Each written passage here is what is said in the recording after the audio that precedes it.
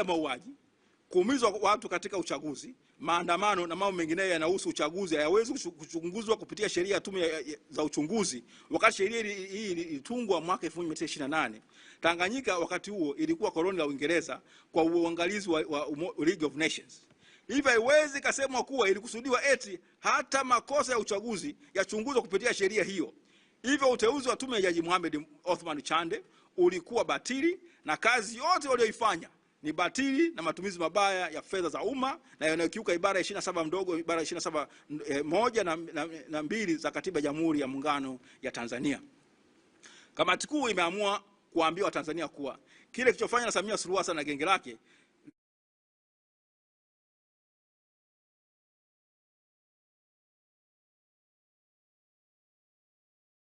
Kamati kuu licha kufahamu ubatili wa tume ya Jaji Othman Chande imepitia hotuba ya mwenyekiti huyo na kuiona kuwa ni hotuba yake na wenzake walioamua kuuza utu wao na kufanya kazi ya kuficha na kupotosha ukweli ambao unafahamika kwa kila mtu Tanzania na dunia nzima. Walatini wanasema res ipsa loquitur, na kwa Kiingereza the matter speaks for itself, na kwa Kiingereza jambo linajieleza, na kwa Kiswahili jambo linajieleza lenyewe. Tume hiyo batili ya Jaji Chande imefanya kazi moja tu ya kuficha ukweli, kudogodesha matukio mabaya yaliyofanywa na Samia na jeshi la polisi na vikosi vingine vya usalama. Hata wanadaiwa kuwa mamluki kutoka nje ambao walifika na kuua watu kwa maelfu na si mamia inatajwa na tume hiyo haramu na batili. Tume hiyo katika hali ya kushangaza ilidai kufanya kazi ya kutoa amri ya kuchunguzwa kwa maiti kupitia sheria ya uchunguzi wa vifo, the Inquest Act, wakati yenyewe haina mamlaka hayo. Uchunguzi wa vifo visivyoelewekwa ufanywa kwa amri ya mahakama baada ya shauri la uchunguzi kuwa limefunguliwa katika mahakama ya wilaya. Kwanza kwamba tume hiyo ya Chande ambayo iliongozwa na majaji wakuu wawili wastaafu wa nchi yetu ilifanya hivyo, huo ni ushahidi mwingine kwa Watanzania kuwa utawala wa sheria katika nchi yetu umeporomoka na kilichopo sasa ni ubabe tu. Si vyombo, idara na taasisi za serikali zinazofuata na kuheshimu sheria, bali zinafanya kazi kupitia amri za wakubwa walioko serikalini. Hivyo takwimu zote zilizotolewa na Jaji Chande katika hotuba yake ni za kutungwa na ambazo hazitokana na ukweli halisi pamoja na mamlaka ya kisheria. Aidha, uchunguzi uliofanywa wa maiti kwa kupitia maagizo ya tume hiyo ni batili na itabidi ufanywe upya kwa kufuata amri za mahakama za uchunguzi wa vifo, Coroner's Court. Licha ubatili wake wa kisiasa na kimaadili, kamati kuu inabainisha kuwa moja mapungufu makubwa ya msingi ya tume hiyo yapo katika hadithi za rejea ambazo zilijikita katika kutafuta vichochezi vya ghasia badala ya kuchunguza chanzo cha ukiukwaji wa haki za binadamu. Kwa mtazamo wa kisheria na kisiasa, mwelekeo huo ulifanya tume kuanza kazi yake tayari ikiwa na hitimisho la awali kwamba tatizo lilikuwa ni ghasia za wananchi badala ya kujiuliza ni nini kisababisha wananchi kufikia hatua hiyo. Ndani ya muktadha huo, tume ilichagua kuielekeza lawama kwa mbiu za kisiasa za Chadema na vyama vingine, hususan no reforms no election, bila kuzingatia kwamba mbiu hiyo ilikuwa ni mwitikio wa mazingira ya muda mrefu na ya kukosekana kwa haki katika mfumo wa uchaguzi. Kwa tafsiri ya kamati kuu, kauli mbiu hiyo haikuwa chanzo cha ghasia, bali ni matokeo ya kukosekana kwa haki na uwazi katika mchakato wa kidemokrasia, na ilikuwa na lengo la kuhamasisha wananchi kuweza kudai haki yao ya kuweza kupigania mfumo haki na uhuru wa uchaguzi, kitu ambacho sio kosa. Hivyo basi, kuziweka au kuweka zile kauli kama kichocheo kikuu cha migogoro ni kupotosha ukweli na kufunika sababu halisi ambazo si kasoro ambazo ni kasoro za kimuundo katika mfumo na michakato yetu ya uchaguzi.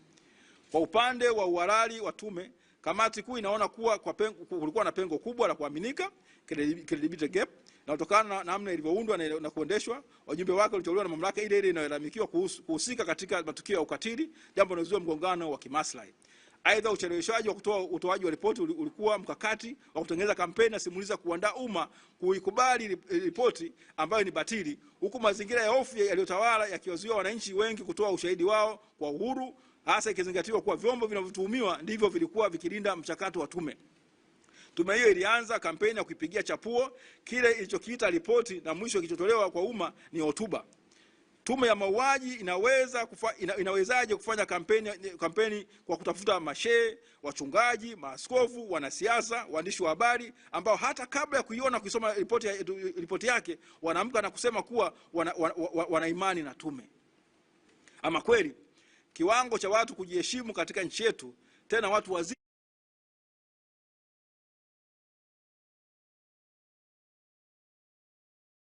Za maandamano yalitokea siku hiyo ya tarehe 29 Oktoba 2025 na mauaji yalitokea kabla, mnamo na baada ya tarehe hiyo. Eti kauli za Oktoba za zone reform no election, Oktoba tunatiki, Oktoba tunatoka na nyinginezo nyingi ndizo zilizochochea vijana wote wale kuandamana tarehe hiyo. Je, hao vijana hawakukerwa na hawakeri na kuvurugwa kabisa kwa mfumo wa uchaguzi nchini, na badala yake genge la watu wachache wamejipa mamlaka kupinga kuporwa kwa mamlaka yao ya kuwa wananchi ndio chanzo cha mamlaka na kuwa serikali itajipatia mamlaka yake kutoka kwa wananchi? Wanakuwa wametenda kosa gani? Je, wao kupinga bandari zao kugawiwa kijanja kwa kampuni ya DP World, kupinga wanyama wao kuchukuliwa na kupelekwa katika nchi za United Arab Emirates na kuundwa kwa Serengeti ndogo katika nchi hiyo, hapo wanakuwa wametenda kosa gani? Je, vijana kupinga utamalaki kwa rushwa na ubadhirifu nchini na mabilioni yanayoibiwa kila uchao na viongozi wa serikali hii haramu ya Samia, kupinga kwa vijana kuuawa na kutekwa kwa watu kuna kuendelea bila kukomeshwa, huku kiongozi haramu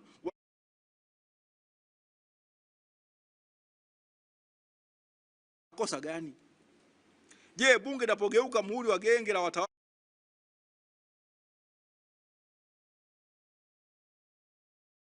kila aina ya kinga kwa genge hilo kuendelea kuifisadi nchi, je, wananchi waende wapi pengine isipokuwa kuingia mtaani? Je, pale chama halisi cha ushindani ambacho ndicho chama kikubwa cha siasa katika nchi yetu, Chadema, kinapozuiwa kufanya shughuli zake za siasa, huku msajili wa vyama vya siasa akishiriki katika kuhujumu na hata kukataa kutambua na sekretari ya chama hicho, ujumbe gani unatumwa kwa vijana wa nchi hii? Pale kiongozi wa chama kikuu cha siasa nchini anaposhikwa na kubambikiwa kesi ya uhaini na wafuasi wake wakizuiwa kuhudhuria kesi yake na kupigwa na kudhalilishwa utu wao, je, ni ujumbe gani unatumwa kwa vijana wa nchi yetu? Je, kesi za kiongozi hiyo zinapoendeshwa kwa spidi ya konokono licha ya udhaifu wa afya yake, je, ni ujumbe gani unatumwa kwa vijana wa nchi yetu?